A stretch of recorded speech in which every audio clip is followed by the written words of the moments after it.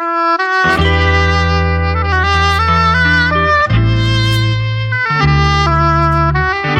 now, Insights with Terri Ep.150, a weekly look through the eyes of predictive astrologer Terri Ep.150. Here's Terri. Hi everyone, this is Terri, and you're listening to Insights with Terri Ep.150. Thank you for joining me. I really appreciate your time. The biggest gift somebody can give another person is their time. You can't get that back. That's why you don't watch bad movies or read cruddy books, because you can't get that time back. Spend your time on something that's worthwhile, and I appreciate you listening to this podcast.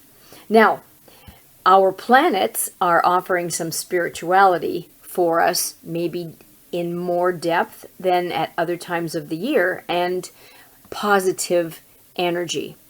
When you take Sagittarius in the sun sign the way it is right now, and recognize that Sagittarius is also in Mars, Mars being the planet of drive and passion, and you double that up, we're really being offered an opportunity to see through things spiritually, to understand the depth of some of the issues that are coming at some of us, and what the lesson is, so that we can take that opportunity to make it a valuable learning event for us or for people around us. It's hard not to get wrapped up in stuff. I know, as little and stupid as it sounds, I bought a used phone, so it's new for me. It's not a new phone, but trying to get everything transferred over, and me not being techie, was so stressful. What if I lose my data? What if I lose my pictures? What if I lose my contacts? I found it very stressful. I had to talk to myself and say, the other one died. We have to face that. The other one died. You have no choice. So in that, what's the big deal, Terri? So I had to look at it in a big picture, really. What's the worst thing that could happen? Is there anything that's not retrievable, that you couldn't somehow figure it out? Nah, probably not. But it was just the stress of, is it going to work right? Am I going to know what to do? What if I do something wrong?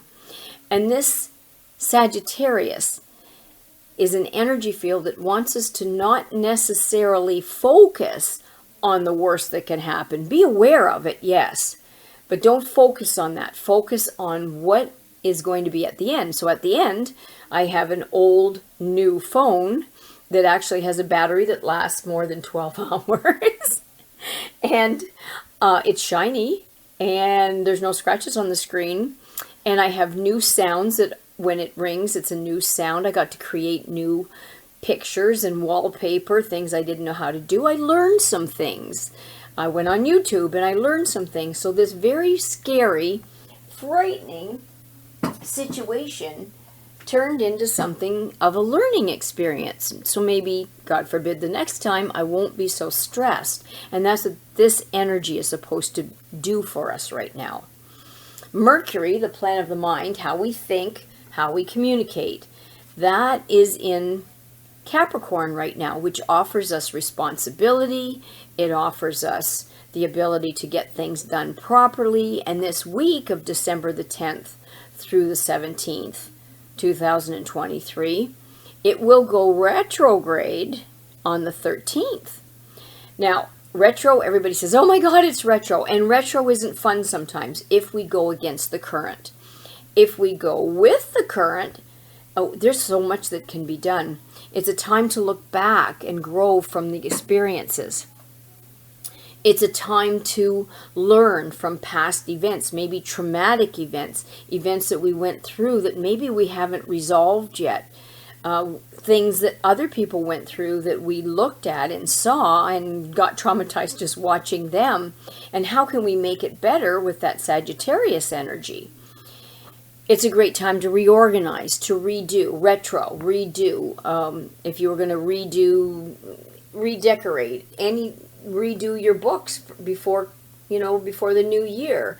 Go through your closet, go through your drawers, go through things. Look around your house, your farm, your barn, your garage, and say, what could I How could I make this better? Is there anything that I could make more convenient for myself? Is there anything I need to get rid of and maybe give to somebody and make this a little better situation? So it's riddled with opportunities, but be really careful on the road.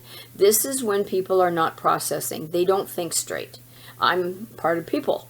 So I drive the back roads because I don't know that these people are going to be thinking straight with this retrograde coming. We make mistakes, and when you're making a mistake with a huge car, it's a big mistake. So we've got to be really careful of other people. Drive like everybody's out to get you. And then Venus, the planet of love, beauty, and attraction, is in Scorpio. That's a little heavier energy field. So if you lean on being sad or you have bouts of depression, be aware of it. Don't pretend it's not there. Look at it. Look at it for what it is. Right now I'm feeling sad, if that's how you feel. What can I do to make myself feel better? Is there anything? Maybe talking to a friend that you're not going to bring them down, you're just going to talk to them.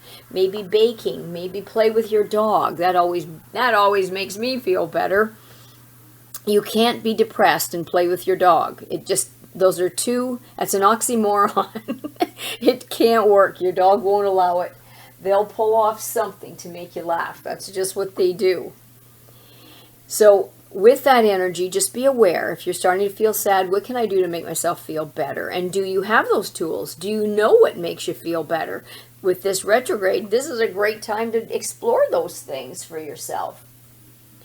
And the number 11 came up for us.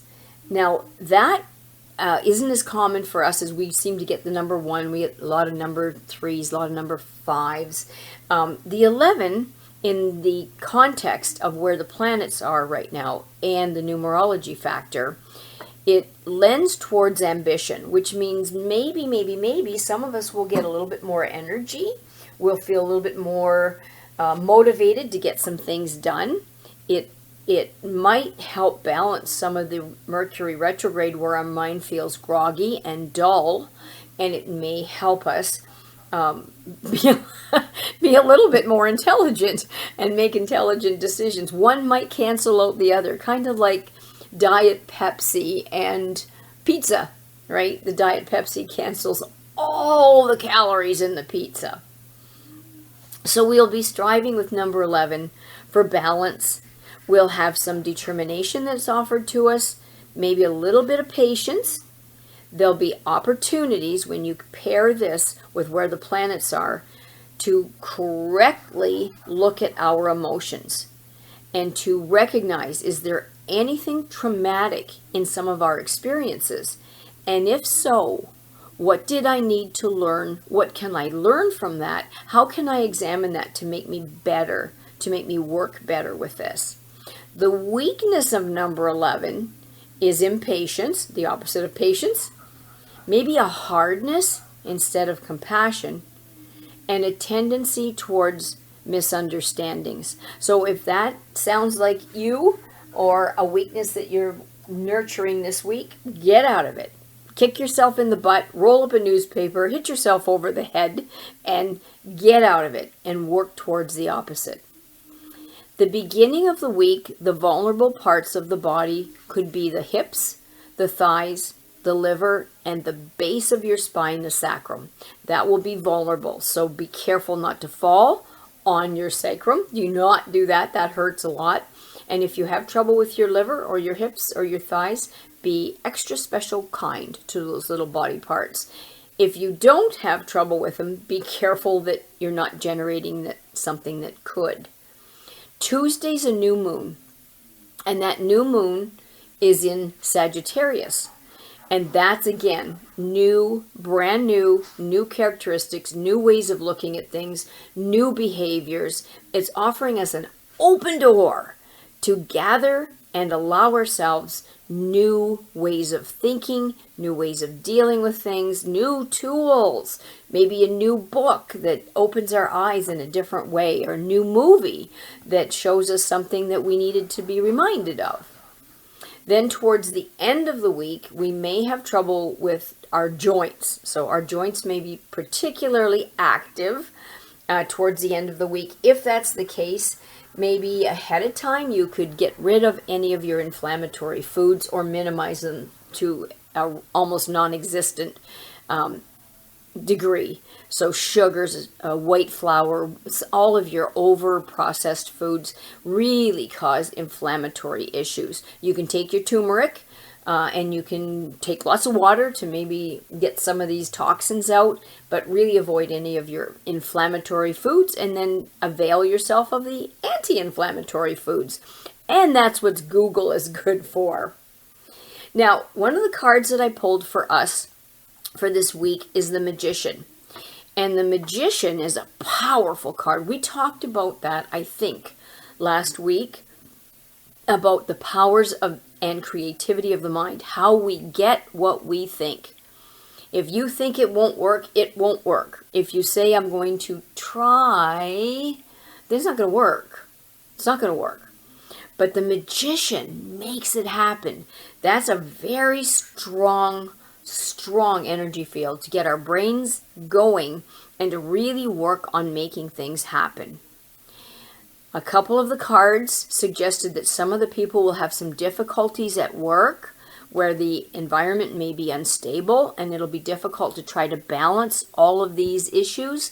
So be as kind to yourself as you can, be in the moment, and work at how important is this issue to me? Do I need to get involved in this? Do I need to back up? Do I need to bring this home with me? Or can I just leave it here in the lunchroom? And joy may be a little bit harder to bring into your life. The card of joy is upside down. So you may need to look at, how do I work a little harder to get some joy in my life? What do I do to make this happy? And that's what you're supposed to be looking at for yourself. How do I make myself happy? I know that sounds self-centered, but if you can be happy, you will make other people happy. If you're horrible to be around and boring and negative and yucky, who wants to be around you? That's what you spread. Don't spread yucky. Spread nice. So if you can be nice to yourself and you can make yourself happy, then you will make other people happy just by being around a very happy person. And that's what I want you to do for this week. Make yourself happy so you can share that with other people. I would like to take this opportunity to thank Charlie O'Brien sincerely from the bottom of my heart for helping us put this on all of the platforms. Dear Charlie, he's put it on Spotify, podcasts, Apple, iTunes, Amazon, SoundCloud, and he's got us on YouTube. He's created the website www.terriworld.com. So he has archived some of the podcasts. If you missed some, you can go back and listen. If you've forgotten, you can go back and listen. Or you can listen to the new ones that he puts up. But thank you, Charlie, for doing that for all of us. If you would like a reading for yourself or any help with any of the dogs, I'd be happy to help you with any of your fur babies. Give me a call or text 519-726-6699, or you can email me at terri.coutts@gmail.com. Thanks for dropping in and taking me with you on your adventure. Have a great week, everybody. We'll talk soon. Bye for now. Thanks for listening to Insights with Terri Coots. Visit Terri's website at terriworld.com. TERRI world.com.